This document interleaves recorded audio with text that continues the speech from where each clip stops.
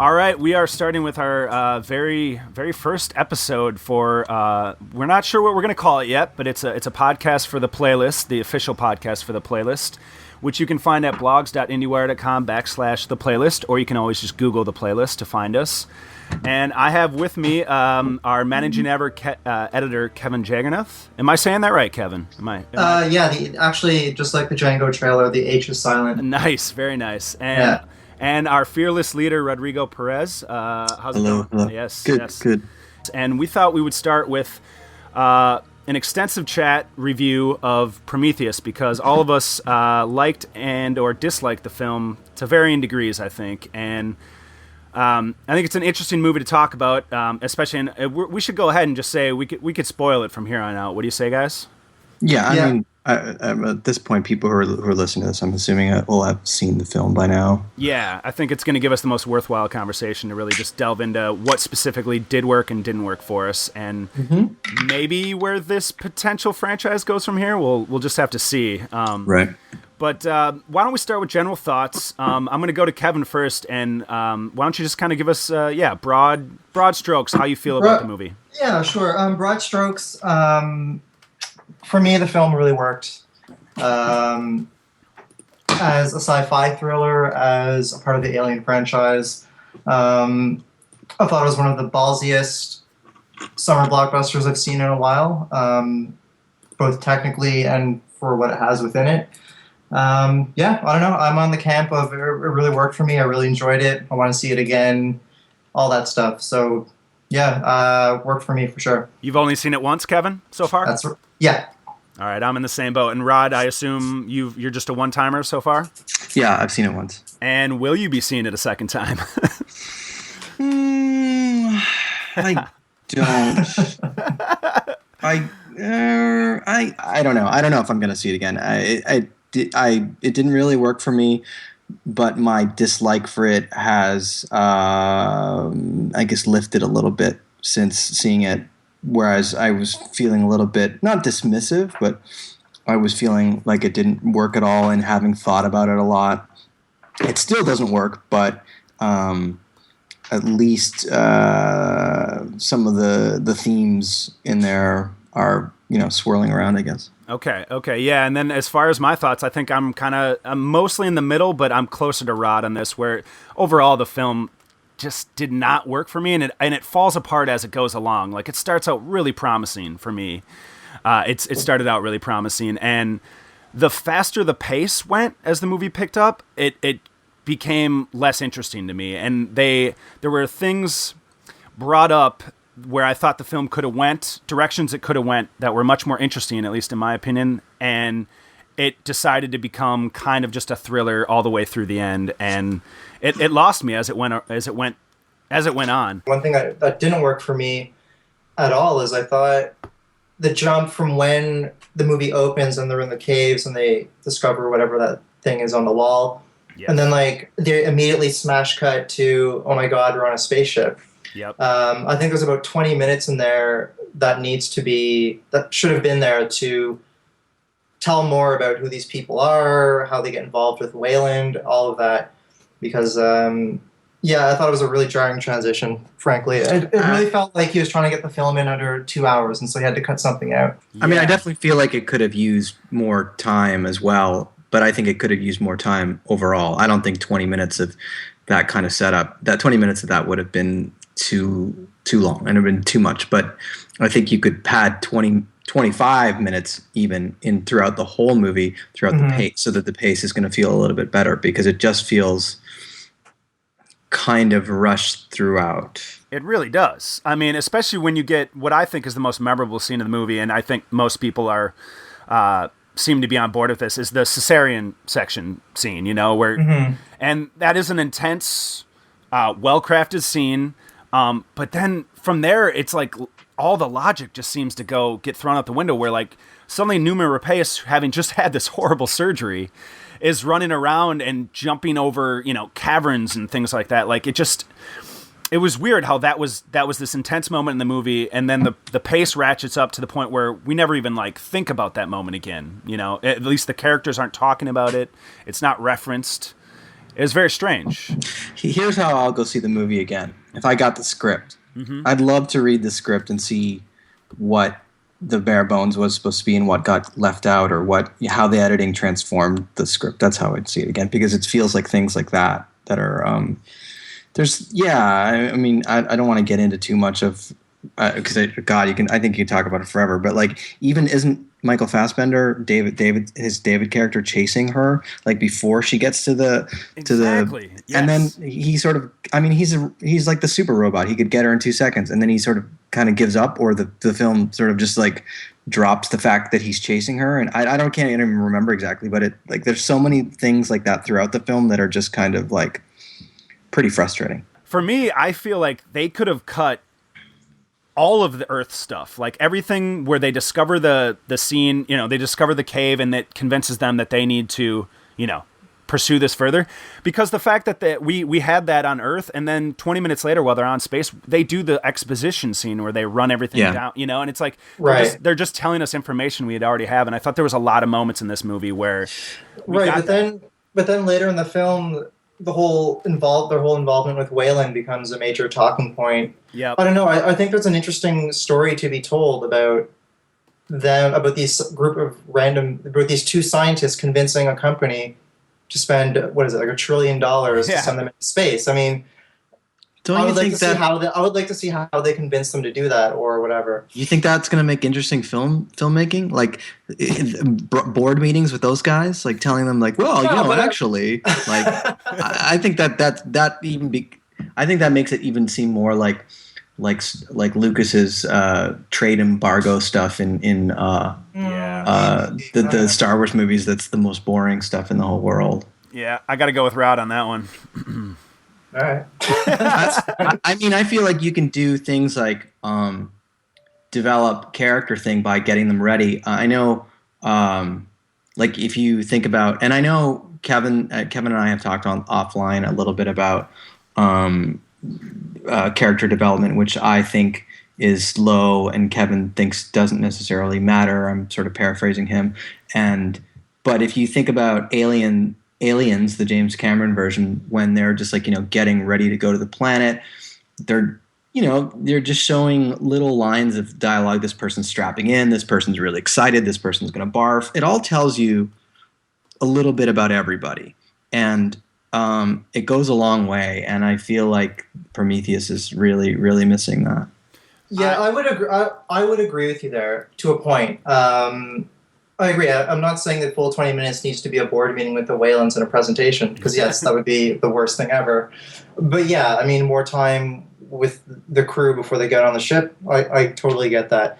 But at the same time, my biggest issue, and this has been a common complaint about Prometheus, is that there's no character development or whatnot. But maybe it's just me, and maybe I'm remembering it wrong, but as far as I know, Alien and Aliens did not have the most well-rounded characters, and they were all, just like in Prometheus, sort of stand-ins as blue-collar guys who are all there essentially just to get offed at some point in the movie.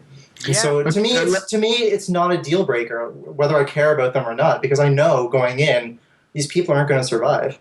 Don't you think that's a bit of, I mean, I disagree with you there, and don't you think that's a bit of a poor defense as to why, the other films didn't have very well-rounded characters, so it doesn't matter that there's no character development in this one? I think it is when people are saying it's not as good as Alien for this reason. But see, I would say I felt differently, especially about Alien. Well, both of them, but Alien, you had to care about those characters, and in Aliens it applies too. Like the fact that you have these moments with them and you get to know the characters at least a little bit before the shit hits the fan.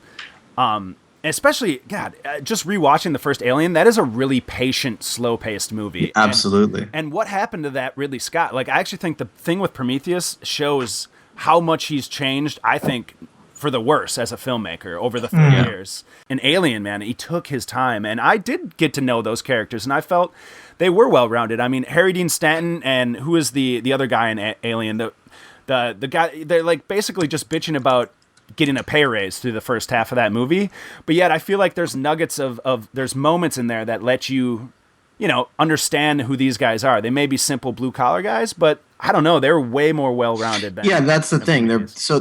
They're blue collar, but everything that they say informs you a little bit of who they are. Like, because it's going to be a blue collar this type of person, and then maybe this person's arrogant, maybe this person's this, and even if they're small little like overtures, that gives them something. Whereas I think Prometheus does have that as well, because you do get a little bit of a sense, but it just feels pretty underserved, and I don't know. Maybe that's more of an issue of the pacing rather than the characters. I think it all ties in together. If we had, again, maybe 20 more minutes, that would solve a lot of the problems. You mentioned that it is an incredibly ballsy movie, especially as a summer tentpole, and I actually never really considered that when I was watching the movie, but you're absolutely right. As far as how dark this film is, and the things it attempts to explore, which I don't think it does totally successfully, it is a really ballsy summer movie. It is. I think you're right. I think, yeah, both in terms of the darkness of it, in terms of the ideas it has, whether or not they work for you or not. Mm-hmm. It's a film that I think is more satisfying walking out of than, say, The Avengers or whatever, which, The Avengers is great entertainment, but I would argue it has just as many logical things that don't work at all as Prometheus, if not worse. So I think just on ambition alone, Prometheus is a ballsy summer movie. And even going back to the caesarean section thing, I can't remember I've seen anything that freaky in a studio-backed summer movie in like a long time. Well, I just want to say slightly that I think I'm one of the very few people that sort of disagrees about the caesarean section scene. I kind of think I think it's horrifying in concept and theory, and I don't think the execution is completely there. I think they show actually too much. I think they could have edited that scene a lot better and made it. That's the reason that movie got an R rating. Let's face it. If you take that scene out of the movie, you've got a PG-13, and you've seen how people like Christopher Nolan and other people have made PG-13 films very effective, and I think you could have shown less.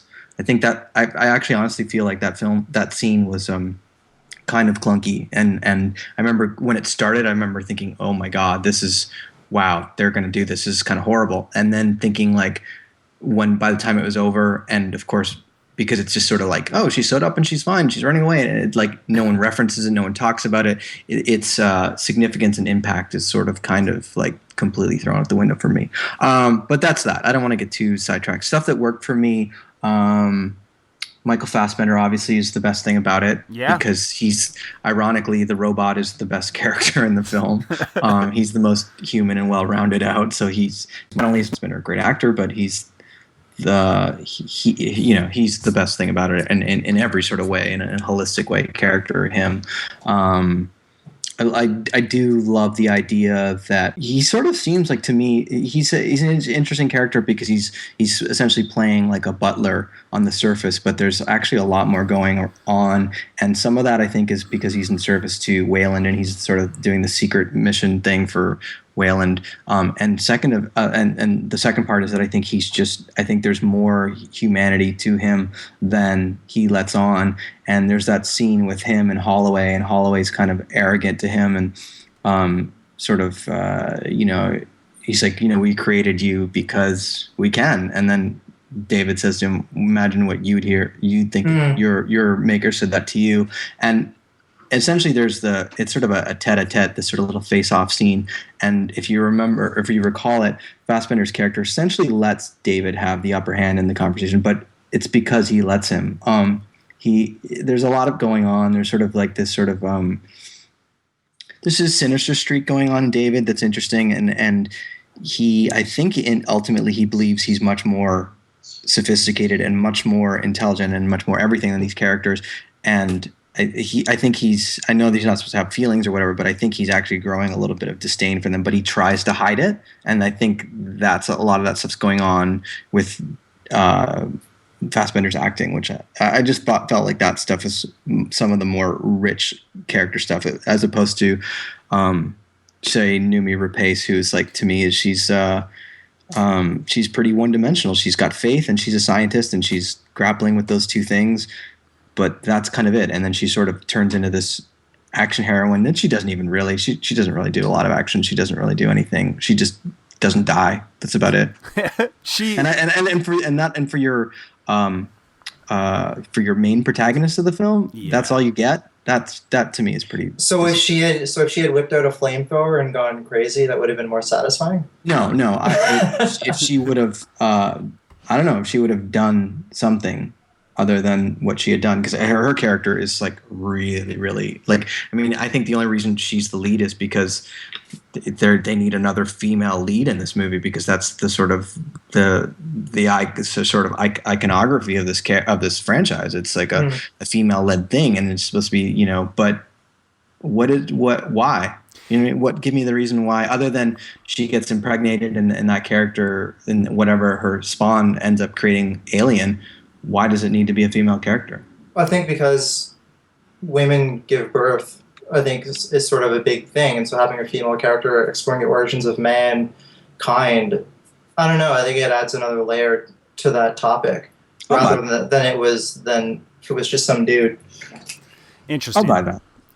My thing with the Noomi Rapace role is, tell me what you guys think about this. There's, it's happened a lot with foreign actresses where they do really well in their country or they have a success in a film, and then they get English language roles. And I'm having similar issues with Sybil Kekeli she's on Game of Thrones. I don't know if either of you are watching Game of Thrones right now. Yeah. She was amazing.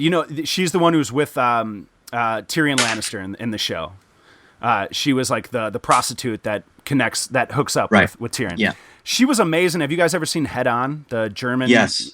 She's great in it. And she's incredible, right? And I can't tell if in Game of Thrones that she's acting poorly or if it's just her accent that's like throwing it off and makes the dialogue sound kind of stilted, Mm-hmm. And I had a similar conundrum with Noomi Rapace, where it's like, is she just bland, or is it her accent that's throwing me off and makes her sound like she's just wooden in the movie. I don't know. I just don't know if she's got that much going on. In fact, what I said of her grappling with her faith and her science, I'm actually giving probably more credit than, that's there thematically, but do you really, you know what I mean? Like it's not, you got to think about it to really, you don't go, oh, this character is doing this. It's a byproduct, but it's not really there. And the overtures that are there written for it are kind of weak. Like, oh, my dad gave me a cross and therefore I'm religious, and then at the end it's like, I need to go find the answers because remember, I'm religious and I need to go keep seeking because I'm a seeker. Did you remember that? You know what I mean? I don't know. It felt kind of. Yeah.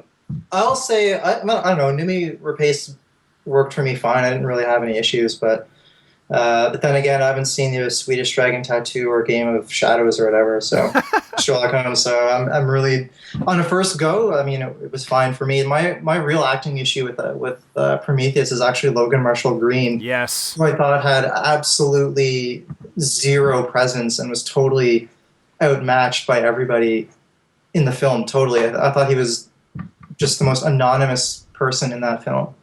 Well, his characters, there was no favors done to him by either the editing or the script. Who knows what it was, because he's one of these characters that makes these leaps in where, like, I didn't understand how he went from. So they land on the planet.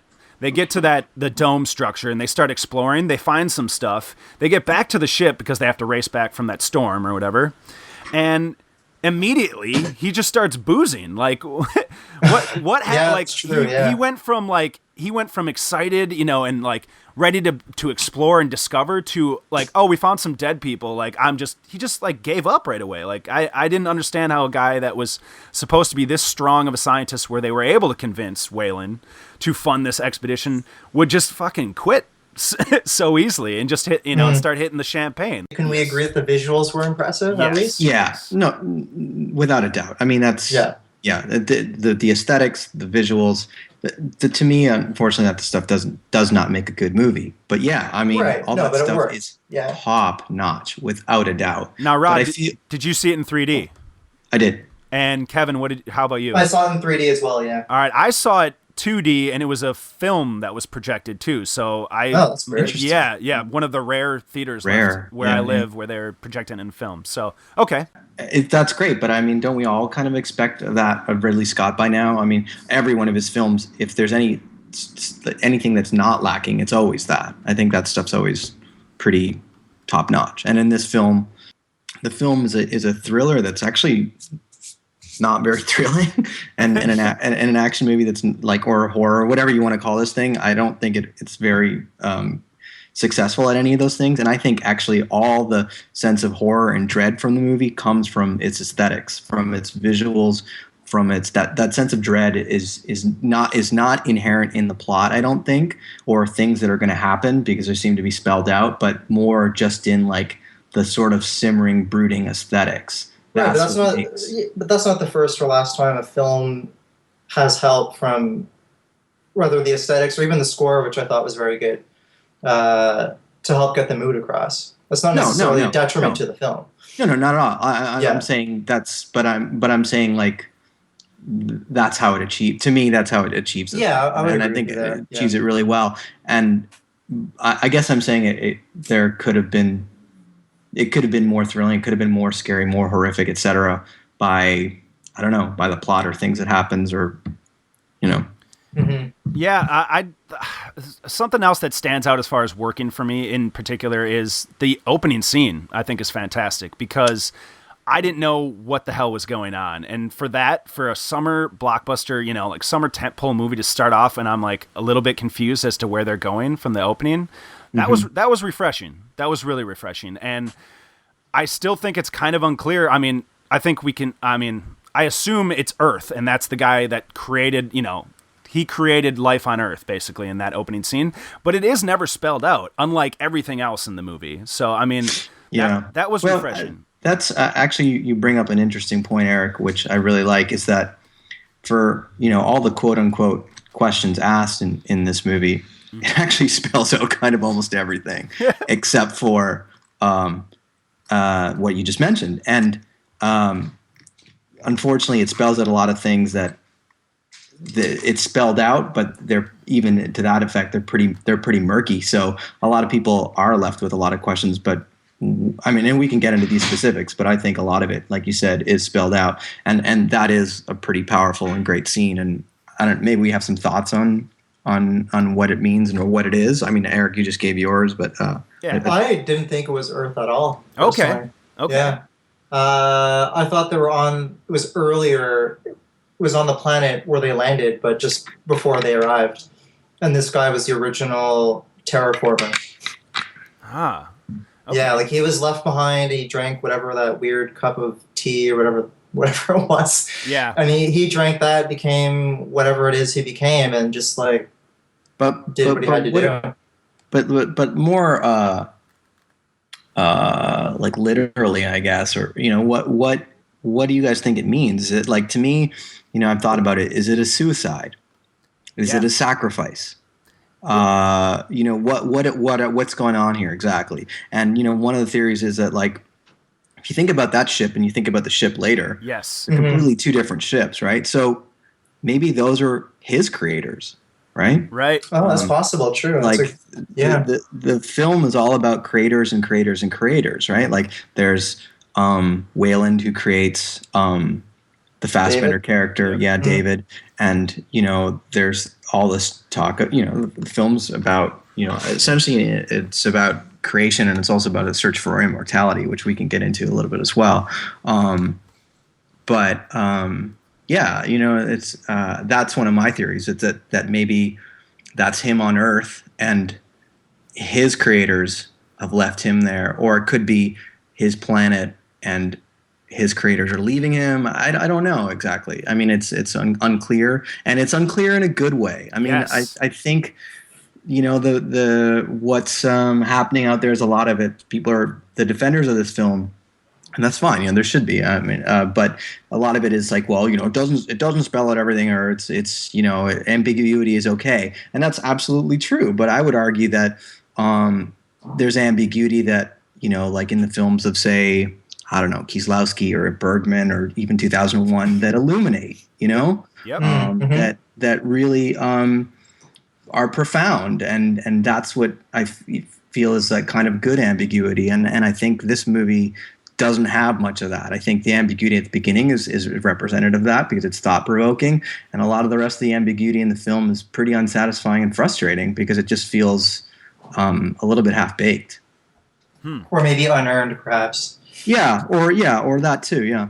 For me, like, I didn't have an issue with the pacing too much, except for what I've sort of already said, but to me, like, I was totally involved even as the pace picked up and things started going haywire. I don't know. That wasn't an issue for me. I didn't really have the same problems you guys had in terms of maybe logic going out the window, which I still don't completely agree with, but I see the point. You know, the errors in logic, at least for me, was okay. So they've landed on the planet. We're back at that part in the film. They go exploring in the dome again, and those two, the Mohawk guy, the guy with the Mohawk, and then Larry the and Curly. Yes, right. The two buffoons. These two fucking guys. They one of them freaks out. He's like, I'm a geologist. I'm only about rocks, you know. And it just and he's also, let's not forget, he's the tracker. He's the guy who's doing the who's basically telling everybody where they are. Right. So he freaks out, and that I remembered right when that happened. I was kind of a little bit puzzled as to why he's freaking out, like at the sight of a dead creature, whatever. And so he convinces the other guy to like leave, and cut to, oh shit, there's a storm coming. You guys need to get back to the ship. And these two idiots are still wandering around in the dome, like right. The guy who with the tracking devices that somehow got lost. Yeah, that is the thing that makes me like facepalm. Like, what the hell? What? Okay, so and that was extremely facepalm. Like, what the hell is going on? That's just a dumb moment that I didn't need in the movie. And then it's like, okay, so they just It did essentially, it's like they just wanted to make a horror movie, I guess, and that was kind of disappointing to me. I love horror movies. I really do. But why the fact that I don't think Prometheus needed to be a horror movie or a thriller of any kind, and it just that was. Oh, come on! That was sort of the. It should have just been. What should it have been then? I honestly, am I like sounding too pretentious for it to be? Couldn't it have been more contemplative and slower paced and really explored these other things? Okay, it could have had. It could have had some. I think in a dream world maybe, but I mean, the reality is that it's a studio-backed movie. So at a certain point, you know, he has to go in a certain direction in terms of making something that's going to be a little more populist. So if you're, I think going in expecting a Tarkovsky level exploration of whatever is just not being exactly fair to the film. Or maybe realistic. But I think what you're touching upon, Eric, which is one of my issues, which I feel like is I feel like there's two fundamental flaws in the film. But one of them is that it's a thriller or, you know, a horror, whatever you want to call it. And then it's this other thing where it wants to sort of explore these big themes. And, you know, it wants to have its cake and eat it too. And both of these, it ends up, you know, both kind of cancel each other out. And it doesn't, neither is satisfying, you know, like it's not, you know, you can think of Inception as a great example of something that's like a thriller or an action film or whatever, and it satisfies all those needs, and it has all these larger questions and explores all these larger themes, and it satisfies that. I think that's perhaps the ultimate example of that. I don't know of another film that's that heady and that successful in both of its two aims. Yeah. And I feel like in Prometheus, it's sort of it ends up canceling each other out a little bit, and it's not each take away from the other, I think. Well, what ideas, I guess, to maybe drill down a bit, did it not satisfy for you completely? Well, I mean, I guess, like, you know, what's throughout what we're talking about, like, because it's just I think a lot of people agree. I don't know if you do, Kevin, but I feel like it's a murky film, and I feel like a lot of its themes and the stuff that it's exploring is like not that super apparent. I just don't feel like the execution is really there. Do you feel that it's not pushed to the fore more? Like it should have been more upfront about what it's exploring? Not exactly, because you don't want it to be like overly pronounced, but at the same Right. time, it's just it's a little opaque and again in not the best manner. There's great ambiguity and opaqueness, and I don't think it's got it going really like how it should. I know that's a little vague, but No, I understand what you're saying. I think, Ridley Scott had a tricky balance to try and pull off. And yeah, maybe, I think it really comes down to whether you see the film as being leaning too much toward just being an entertainment movie or not. It didn't really bother me that they didn't explore those themes more, because I'm not sure exactly what that could have been. I think it was brought up enough that it added enough subtext or layers to it that it made the rest of it satisfying to me. And I'm not really sure what more he could have done to that end without. Right. I think maybe what I'm saying is that like on somewhat on a lot of levels it just doesn't it doesn't, it's not satisfying on a whole level. So there's a lot of things, like for example, it like the narrative choices, the motivation of things are just so clunky and murky that it's like why is there a sandstorm there? Why did you write in a sandstorm into the scene so you could separate those two guys from the rest of the crew? Okay, and so that they could be killed and we could introduce that there's something going on. But couldn't they have been killed anyhow? Couldn't they, did they have to have been separated from the crew? Did that have to happen like that? There's things like that, like the quote unquote zombie thing, like of the Mohawk character, whatever that guy's name. He comes back and he's a zombie and he's been infected or whatever. We thought he died and he came back as a zombie, but why? Like what?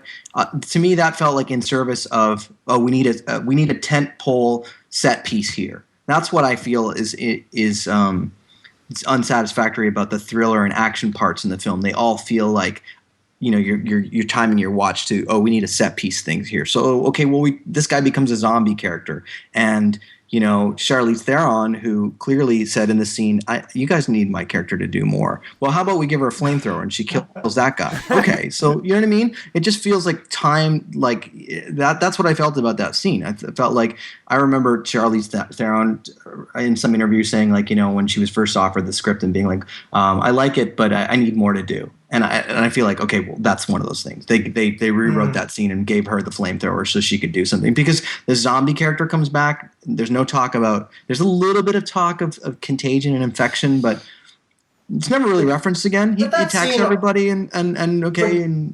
But doesn't that scene also serve a dual purpose, that she's super serious about not, like, that comes before she kills what's his face, right? Yeah, kills numerous. I think it really establishes that she means what she says in terms of, these are the parameters this thing is operating on. What I say goes, and that's it. I'm gonna do it. I'm gonna do what I can to preserve what my intentions are with this mission. But I think it also that sets that up as well too.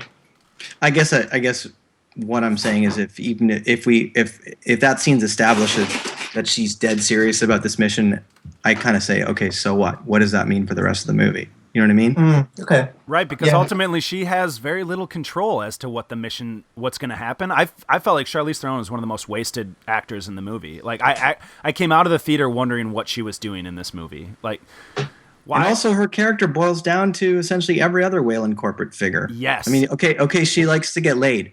Great. That was scene 2 where she said, "You need to give me more to do." So they went back and they said, okay, we need her to be different. We need her to get us something to do. Let's have her have sex with the captain. I'll agree with the sea that captain. scene. I'll agree that scene was ridiculous because it wasn't even in line with her character as being a hard ass. It's in service of nothing. To the mission. Yeah, it's a completely useless. Actually, that whole scene is in service of getting Idris Elba out of the cockpit or whatever, so that those guys try to contact him and they can't reach him. And I'll agree that was actually totally clunky. I'll totally agree with you there. Yeah. It's an excuse to get him out of there. It is. Yeah, they didn't have to. They can get him out of there in any way. And why not just have him fall asleep or go to the bathroom or something else? Anything. Like the fact that, okay, so I accept it. It has to have action scenes in it because it's a studio produced big summer tentpole movie. And if it's gonna be a horror movie, there's no why do so many screenwriters, directors just fall onto like, oh, these people are just stupid, like they just do stupid things, and that's how they get in trouble. It didn't need to be that way. The thing about the action and the set pieces or whatever, Kevin's posited, and he's right that this is an aliens movie. It has to be thrilling, and it has to do some things for audience. It cannot be the Tarkovsky piece that some of us want. It cannot. There's no way. This is a $120 million movie. Fine, I can totally accept that. But what did those action pieces or all those set pieces?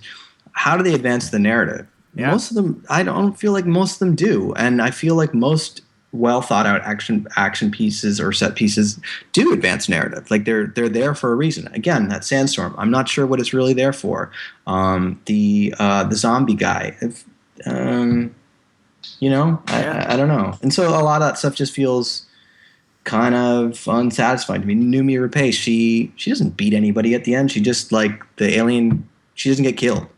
Like the alien grabs the engineer, and she's not. I'm not saying she has to be badass like the way Ripley was, but yeah, she's not actually much of an action heroine either. She's the one who survives. Yeah, but for me, I think that survival is thrilling in and of itself. I don't think I necessarily needed her to kick more ass or to do. No, I'm not saying that. No, but I know what you're driving at. But for me, as a defender of the film or whatever, I think after all the craziness that happens, the mere fact that she survives all of that nonsense is, to me, it was satisfying enough that I didn't need more. Yeah. But that's obviously a difference of opinion.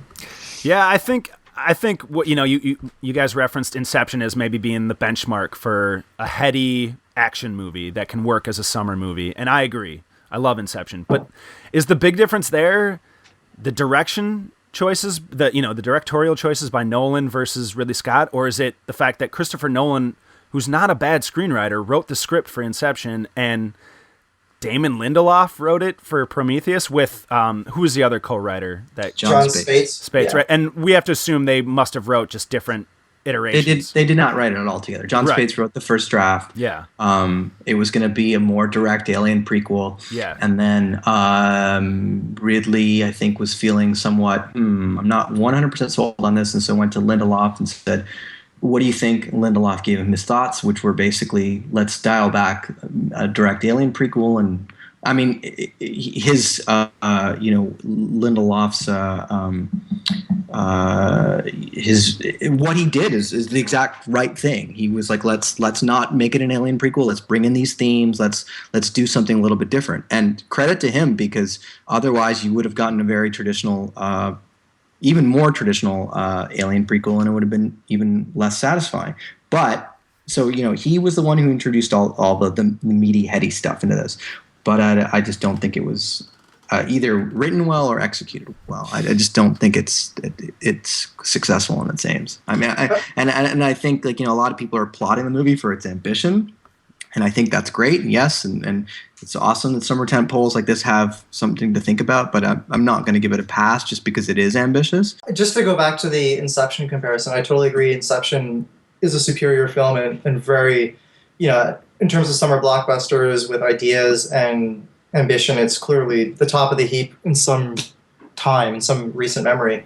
But I think to compare the two is a bit unfair. Yeah, they're oranges and apples. Okay. Yeah, because what Christopher Nolan pulled off essentially is a narrative trick, and he did it really well. Yeah, they're very different. All I was saying was just as in that they're both like, let's say they have a lot of action beats and they have a lot of heady stuff, and but I would argue the heady stuff in Prometheus is harder to. And this, I guess, gets back to admiring the film for its ambition or not, but I think the ideas contained within Prometheus are harder to pull off in the context of a summer blockbuster than maybe. I agree with you. The other main fundamental flaw is that it's essentially just half a film. Yeah. It's like the rest. It's a film in service of a sequel, and that's you got big problems when you're making a film and you're making it almost entirely just to set up a sequel. I mean, I think we can all agree that's not very wise and writing, and it's not a good plan to ever do that. No. I mean, it finishes one tale and raises another, and the story that it finishes is a pretty it's like, hey guys, guess what? Here's how the alien was born. The DNA of this mud was put in this guy's eye. This guy had sex with this girl. Their DNA mixed. A little alien baby was born. This alien baby grew up, and it killed an engineer. And then in the DNA of that thing was born an alien. You know, at the end pops out, hey everybody, you know, secret scene or whatever. At the end, that scene is so in service of fanboy that it's sort of really hyper annoying. And so that's what essentially that this movie does. It tells the story of how the alien was born, or what led the events, or the creation of it. If you can see 4 or 5 layers of DNA going to this creation, and then the other thing that it says is like would be explored in the sequel should it happen, is what Noomi Rapace is trying to find the answers to. Why did these people give up on us? And I want to figure out my maker, so I'm going to take this robot head with me in the ship and we're going to go, I don't know where we're going to go, and try and find some answers, and I hope, I honestly, for their sake, I hope they don't make that movie, because I think it would be even less successful than this one. And I'm sure it's not written, and if they did, they're going to have some issues with it, because it would probably be, in theory, it would be even less actiony and science fictiony than well, not science fictiony, but more, you know what I mean? I couldn't see it really being much of a thriller. I know someone said, was it on the Rope of Silicon podcast where someone was positing that that she was going for revenge, which seems really antithetical to her character. Someone said that. I don't think she's going for revenge, essentially. No. Yeah, she's never that kind of character, and that would be antithetical to who her character is. She's a seeker, right? She's a believer. Mm-hmm. And that's the only kind of thing I guess I like about her character, is it shows that sort of mix of her sort of the science versus the believer in her. And so she's she could go home, right? She could just figure this out, and then she says something like, well, I need to find out the answers. And David says, which I kind of feel like he's speaking for me when he says, like, the answers are sort of irrelevant. He says something to that effect. I can't remember exactly what he says, but he basically says, don't bother going to find them. But she says, I have to know. I'm a believer, and I need to find the answers. She's a seeker, So that, I guess, enforces stuff about her character, which I guess I like, because it feels like it's something, and it's something chewy and meaty or whatever. And but that's my take on the ending. I don't like endings that go more, and stay tuned for part 2. I don't ever want to see that in a movie, really. Yeah. For me, the ending, the alien thing didn't really bother me too much. I don't know why. It was fine. It didn't really bother me. I'll agree the cliffhanger ending is ridiculous. I really don't like it. But then again, the ending of every Marvel movie is a wait for the sequel moment. So. But I would argue that those movies are at least self-contained. There are scenes at the end that point, their secret scenes point to what can happen next, but I would argue they're self-contained films. Like Captain America has its story. Really? Iron Man 2 is a self-contained film? Iron Man 2 is a mess. That thing was a disaster. Let's not use that one. That's the worst. If you even look at Thor, Captain America, and Iron Man, they are self-contained stories, and they could have, let's say, they never had money for a sequel or something, that'd be fine. Like those stories were told, but they have those little secret scenes at the end or whatever that tease what can happen next. This is very different, and it leaves things dangling in a very episodic way. That's right, and that was actually my next point. The answers to these. You're getting some of the answers to this film, but you're not getting the rest of the answers to this stuff until part 2. And I would argue that 2001 doesn't. You don't need to argue it, but 2001 doesn't not only set up a sequel. It's just like the other thing is that it's troubling is that, like, I feel like the thing with this movie is that there's all these again, like, some of them at the beginning, what's this, what's that, what are the answers to these things? And I feel like the difference between, say, this movie and, say, 2001, or some of these other enigmatic classics, if we want to call them that, is that these other movies don't have answers. They like, they're things that you're just meant to contemplate, and Right. you're going to come up with your own interpretation. Whereas this movie, I feel like there's definitely concrete answers to these things that Ridley Scott and Damon Lindelof know, that they're just not answered on purpose, because, like, you're either got to tune in for the sequel, or there's a lot of withholding going on. There's no, the wonderful thing about, say, 2001 is the ending is just ambiguous and strange and bizarre and profound in this way that, like, there's no answer. You're never going to get a concrete answer, because there is none. But it is the end of that story. That is the end of that story. But again, comparing 2001 to this is apples and oranges. I mean, that film wasn't ascribing to be a summer tentpole. It was ascribing to be Stanley Kubrick is going to make a science fiction movie, and this is what it's going to be. Sure, I think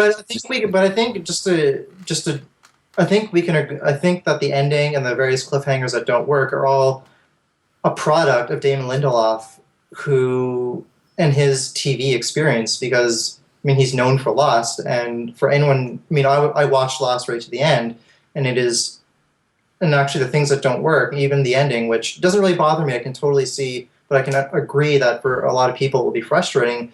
It's indicative of how he writes, yes, which at its worst is horrifyingly frustrating. It's just awful.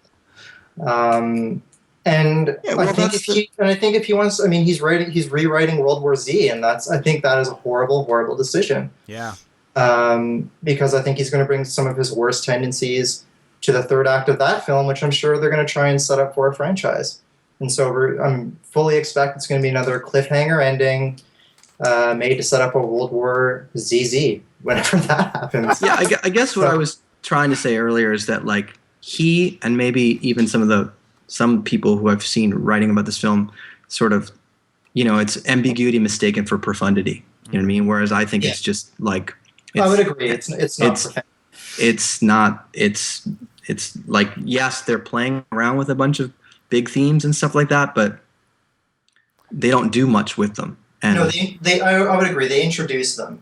Yeah, a lot of things are introduced, but and let's give the film credit for that. But what do they really do with them?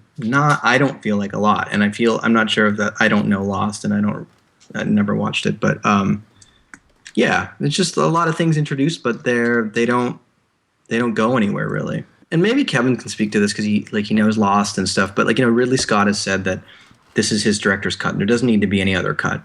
And I think that's because, from my posit, and not knowing Lindelof's writing that well, is that they're purposely withholding. So there's no reason why they would make another cut, because then they'd have to show things that they don't want to show yet. That's about right. But the problem with Lindelof, especially in Lost, was that he introduced a lot of things that were never ever resolved. Yes. Or that they would just, knowingly never address again or forget about. And that's the biggest shortcoming of his writing. It's one thing to introduce something if you're going to get to it later, or you're going to resolve it in a satisfying way.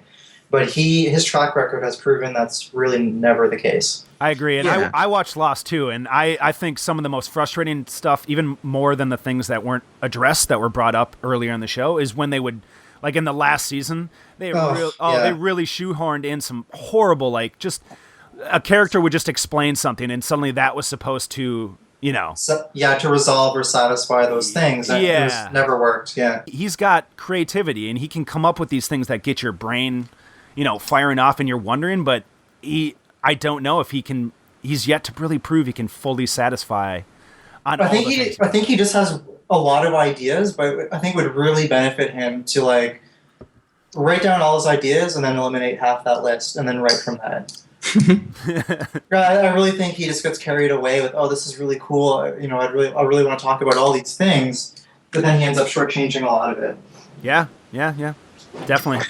Oh, can I just say that, and a lot of people will go, ugh, but, like, the whole This film, in a way, it has its own midichlorians. The midichlorians being the explanation of what the Force is in Star Wars, which is like it just ruins the magic of it. In a way, you've got your DNA baby batter that are the midichlorians. They just showed everything. Yeah, it's like I got goop. it. Black goop meets this, meets that, meets alien. There you go. That's how it was done, and that's in complete contrast to what Damon Lindelof says about what he doesn't like about prequels. Is that it expels out stuff that we already know, or and I feel in that sense this movie is an exact prequel to Alien. Like it basically tells you, okay, this is how this happened. Here's these guys. What the more interesting stuff in the film is like some of the ghost stuff in the film, like the why are the engineers running? Well, the engineers are running probably because these things that they created, not the alien but alien type things, turned on them. Right? That's something burst out of their chest. Yep.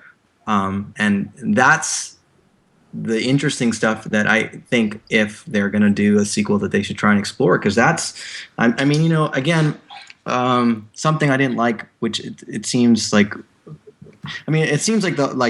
guy, and I don't like it because he spelled it out, but Idris Elba's character, the captain, he basically nails it when he's like, oh, so this whole spaceship in a tomb was it's weapons of mass destruction, and they're going to go destroy Earth, right? And they know that the ship's heading towards Earth, and it's going to destroy Earth, and that's why they do that suicide mission thing. But why have he, of all people, is going to figure that out? Why? Right? Yeah, exactly. Why is he the one that goes, I get it. It's weapons of mass destruction. They're, shouldn't it be a scientist who figures this out, not the captain who essentially is like a sea. Like, he might as well have had like a pipe and been like on a sea captain, That's what I felt like his character was. Yeah. And so that was disappointing for him to reveal that, and not only like him being that character, but an expository dialogue.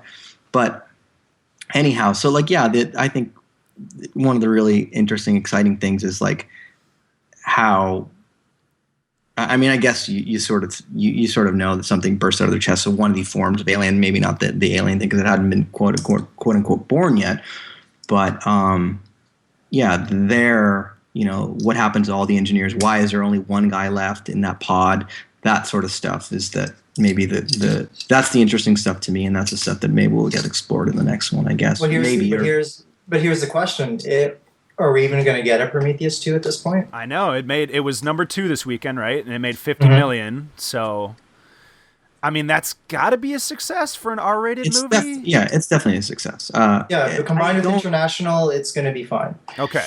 Yeah. Let's not even get into that. I think this could be a completely successful film financially, and we might not even see a sequel because what is it going to be? Like, you know what I mean? Like, and the other thing is, I don't know. Here's the other thing that could happen if it's really, really financially successful. Remember, these are legs. These films go on. They make a shit ton of money over a period of time. Yep. Ridley Scott might not end up directing it. If an idea is presented that he doesn't like, but Fox wants to go through with this thing, maybe they'll just, they'll do what they did with the other Alien franchise and someone else will direct. Damon Lindelof has already said that the series should probably use another writer after him.